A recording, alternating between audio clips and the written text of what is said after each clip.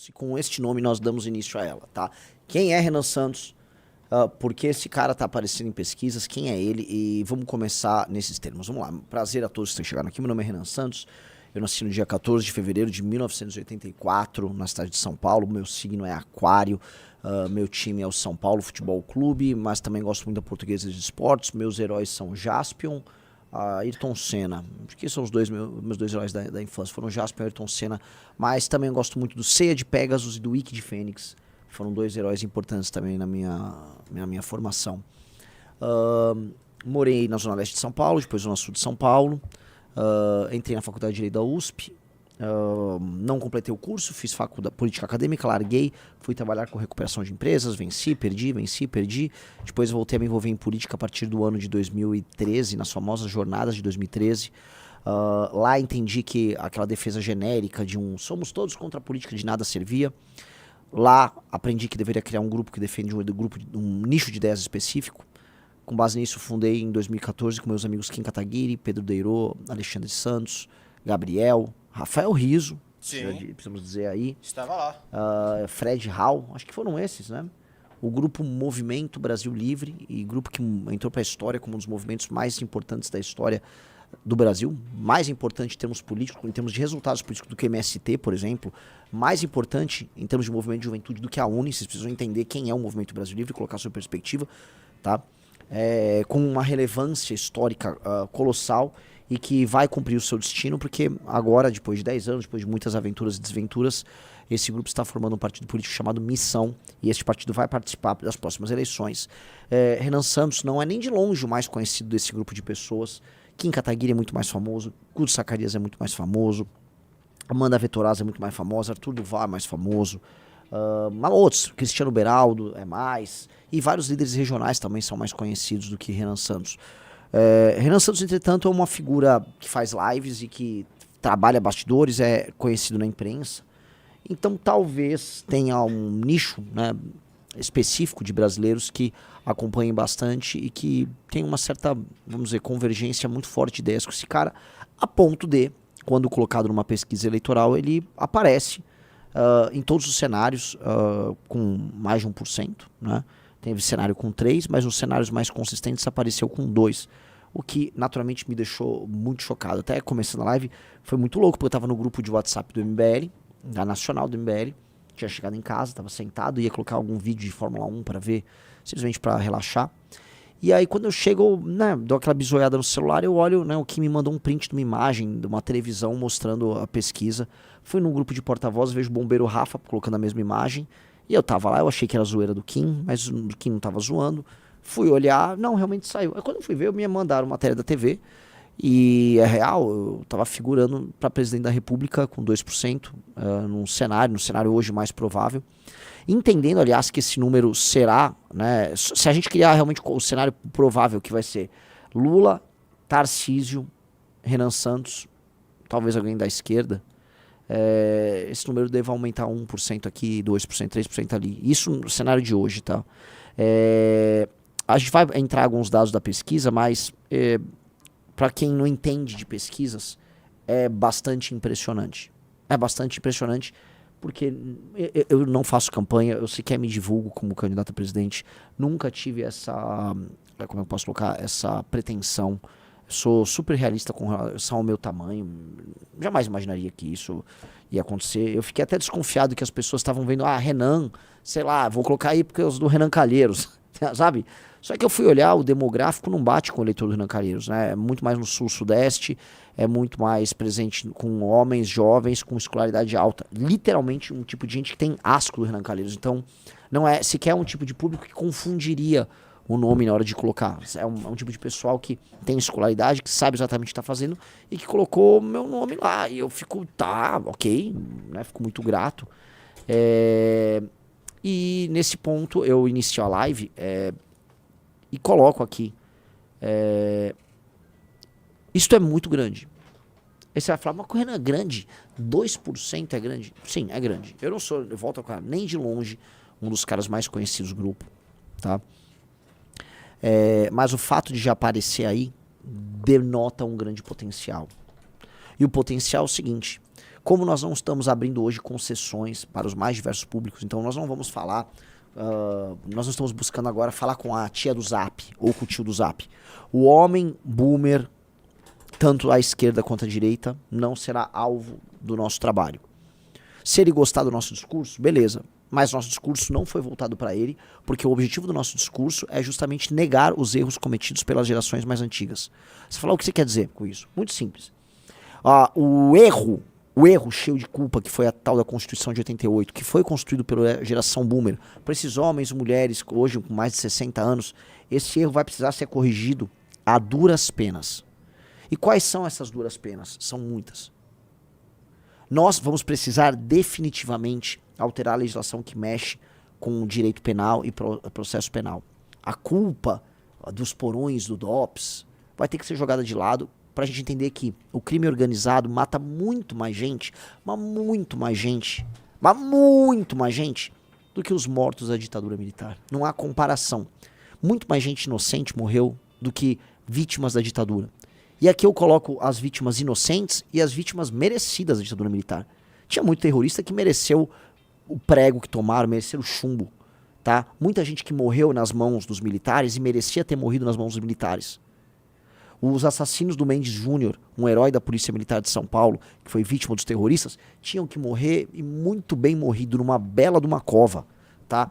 Então, teve gente que não era inocente que morreu, assim como teve gente que foi alvo de violação, de tortura e dos crimes mais horríveis cometidos ali na ditadura militar. Mas nada disso, nem em termos quantitativos ou qualitativos, se equipara ao caos que virou a segurança pública do Brasil desde a promulgação da Constituição de 88 e desde os entendimentos infelizes que os tribunais brasileiros têm e que a política brasileira tem sobre enfrentamento ao crime. A gente se tornou leniente, a gente permitiu que milhões de brasileiros vivam sob a égide do crime organizado mesmo. Vivam com medo, vivam sob um terror constante. Que o crime organizado hoje, como o PCC, fature bilhões. Que operações da Polícia Federal aconteçam e, na prática, os envolvidos não vão ficar muito tempo na cadeia. Grupos como o do Comando Vermelho e congêneres tomando cidades inteiras como Fortaleza. É isso que vocês estão ouvindo. Fortaleza está nas mãos do Comando Vermelho. O crime organizado já tomou. Salvador, você tem uma guerra de facções. Se você fizer assim, ou fizer uma joinha, ou um V da vitória, você vai estar sinalizando eventualmente com uma facção. E aí vão ver sua foto e vão eliminá-lo. Natal, brigas e tiroteios envolvendo gangues das mais bizarras e diversas.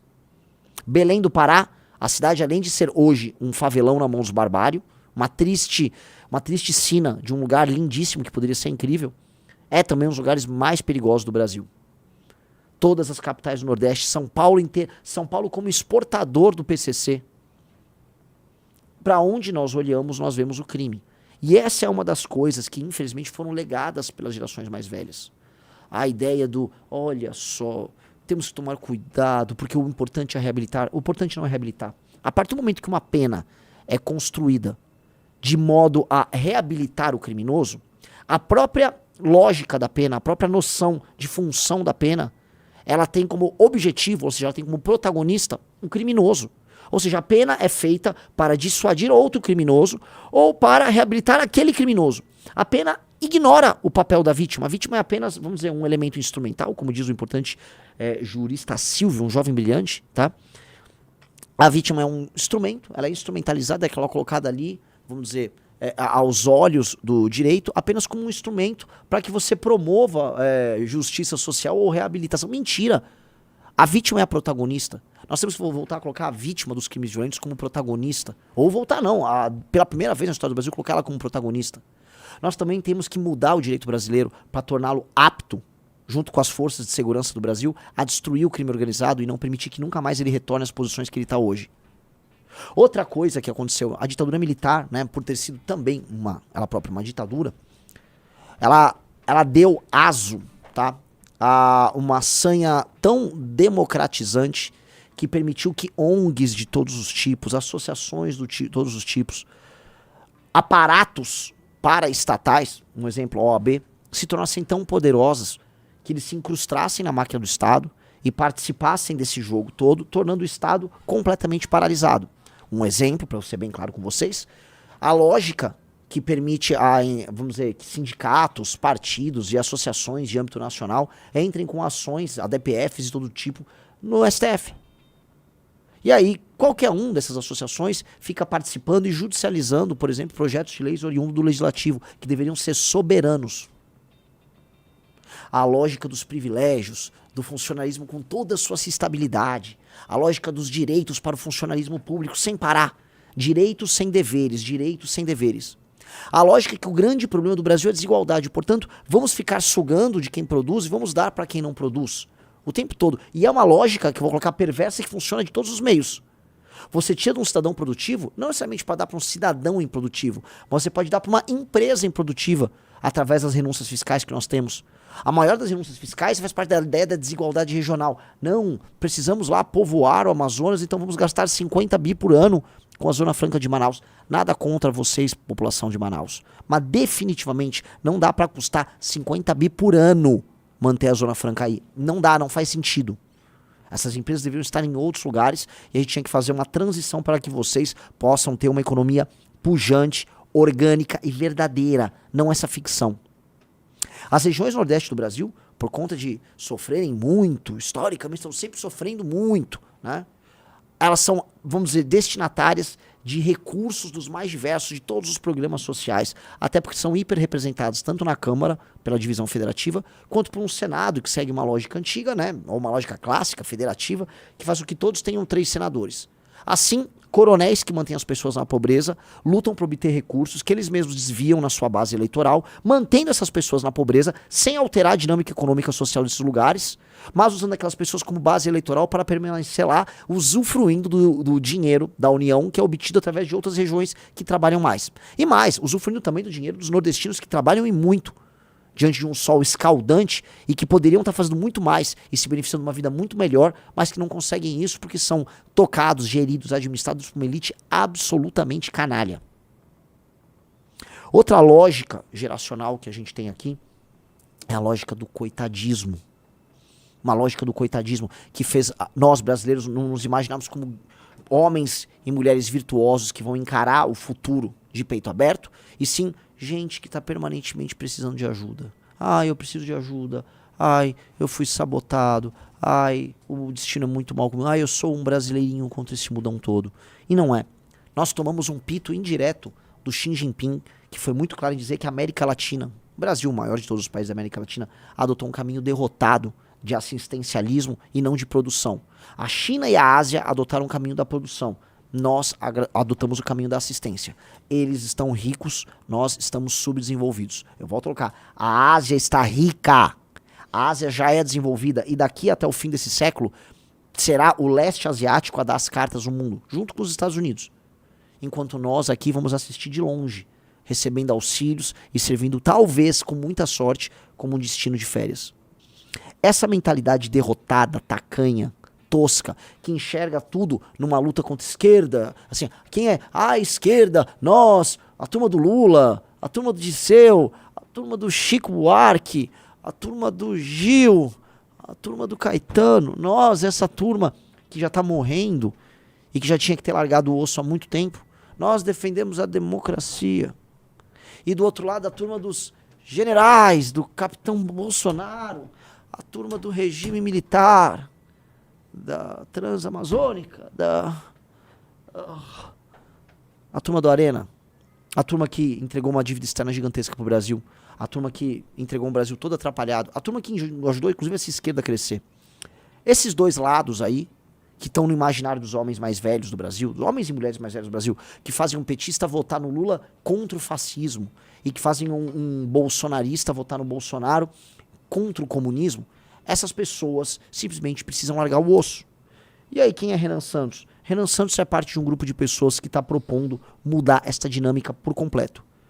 Nós queremos um Brasil construído pelas novas gerações. Nós queremos que os homens jovens talentosos do Brasil, homens e mulheres aqui para ser, né, mas os homens, né? Nós queremos que a juventude do Brasil, e quando eu falo juventude, estou incluindo aí gente de 30, 40 anos, estou falando das pessoas que estão na sua flor da idade, na idade mais produtiva, cheia de ideia na cabeça, dialogando com tecnologia, com vontade de construir um lugar melhor para si e para as pessoas ao redor.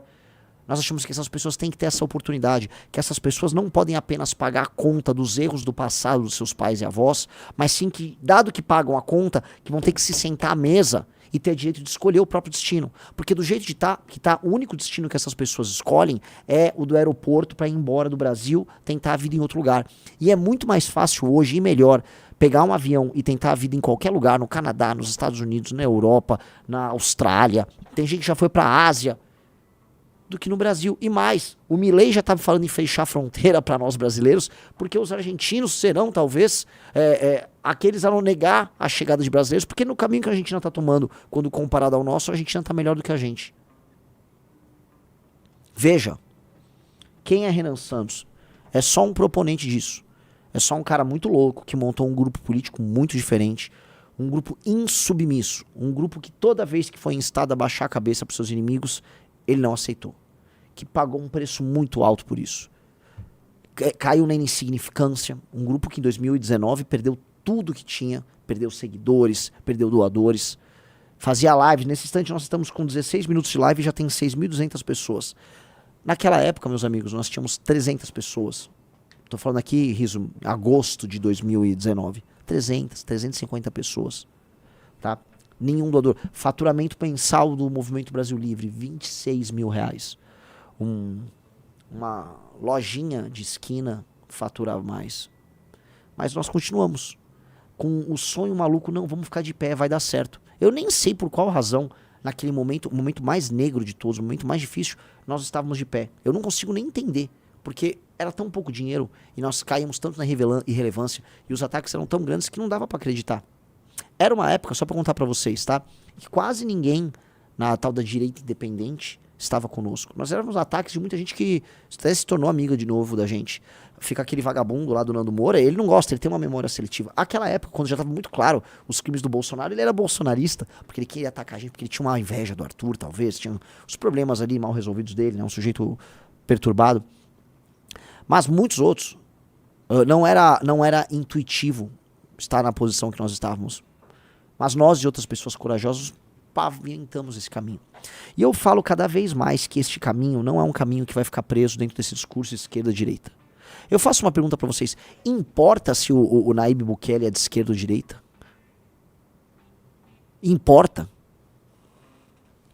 Porque essas definições tolas acabam colocando a gente sempre no colo de algum vagabundo burro e barato. Um vagabundo burro e barato, com o discurso mais tosco de todos. Aí o Bolsonaro, eu sou de direita! O que quer dizer ser direita? Hoje um brasileiro acha que ser de direita é ser Bolsonaro. Nós não somos Bolsonaro. Mas nós temos posições muito mais duras e resolutas do que o Bolsonaro. Para muita gente, no período de 2016 a 2020, ser de direita é ser contra a corrupção. Nós sempre fomos muito mais contra a corrupção do que o Bolsonaro. Por mais que ser de direita não signifique ser contra a corrupção, e você tenha corruptos à esquerda e à direita, tá? Ser de direita naquela época era defender reformas profundas do Estado brasileiro. O Bolsonaro nunca defendeu essas reformas. Reformas no sentido de liberalização da economia, reformas pró-mercado, aumento da liberdade, da capacidade de agência do homem e do empresário brasileiro, para dar um exemplo. Bolsonaro nunca foi a favor disso. Acabar com privilégios, Bolsonaro nunca foi a favor disso. E eu estou falando de uma agenda que era o que, como o brasileiro de direita se entendia naquele período, tá? Certo conservadorismo, o Bolsonaro na terceira, quarta família dele, diferente, como sua família exótica, sua perspectiva de mundo exótica. É isso? Uma hora ele finge que é católico, outra hora finge que é evangélico. Né? Ser de direita para o brasileiro se tornou ser Bolsonaro. E nós não somos Bolsonaro. Isso, o entendimento geral é que todo Bolsonaro é direita. Por mais que, do ponto de vista da precisão, nós sejamos um grupo que podemos ser classificados à direita, no entendimento geral, nós não precisamos ficar presos nisso. Nós vamos ter nossa própria doutrina. Nós vamos ter nosso próprio pensamento. Nós vamos ter nossas próprias ideias. E aí vocês chamem elas do que vocês quiserem.